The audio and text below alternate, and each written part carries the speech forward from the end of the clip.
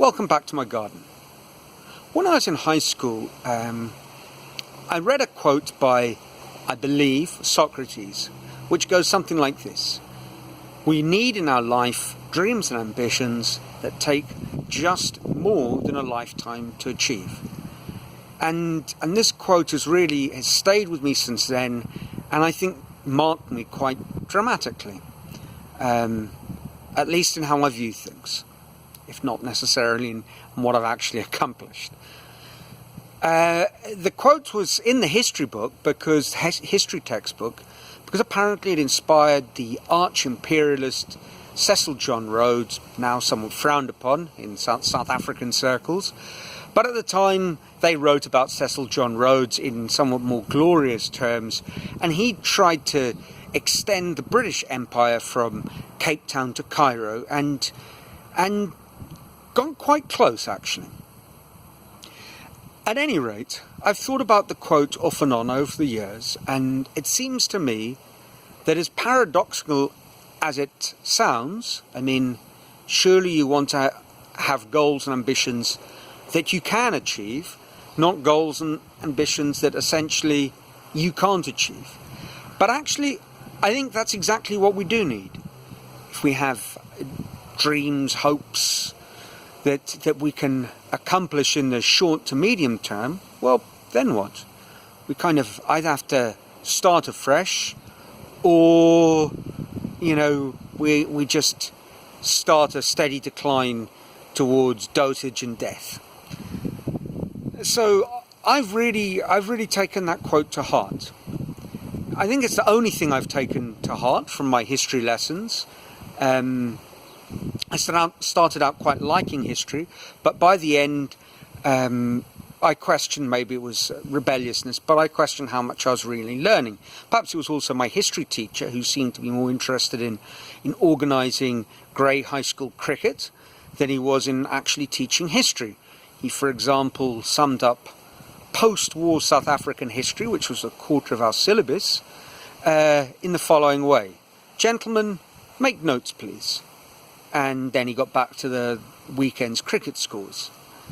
Now, I might have drawn the short straw, but I'm not sure the other history master was terribly much better. Apparently, he had a slightly more radical technique, which omitted the making notes part, and he simply would say, bear with me, gentlemen, as he left the room to make phone calls to do things like organise the national hockey training camp. That was his real interest. So there we go. That's what I picked up from 5 years of high school history. And, I can't say I've built a road from Cape Town to Cairo. I've travelled a little bit. Port Elizabeth to Cape Town, back again to London, Lima, Sao Paulo, and now Paripuera in the middle of the northeast of Brazil. But it's hardly an empire. But I think what this quote has done has inspired me in a way to think that whatever I'm doing, well, the impossible is possible. And I think one of the big tricks that society plays on us is that quite early on it convinces us that exceptional things are for rare and exceptional people rather than something for all of us. And I think actually the exceptional is for all of us. I mean, we're all pretty unique, and if we apply ourselves, day by day, month by month, year by year, to kind of grand goals, I think what we'll leave behind will be wonderful. So I think from that point of view, Socrates, if it was Socrates who said this, Socrates' advice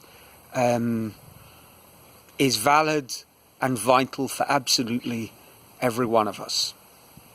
Even if at times it seems somewhat contradictory and perhaps even impossible. Well, that's it for this week. If you want to share something about this, or perhaps if you have a great quote that's sort of informed your life in a similar sort of way, I'd love to hear from you. If not, until next week, ciao.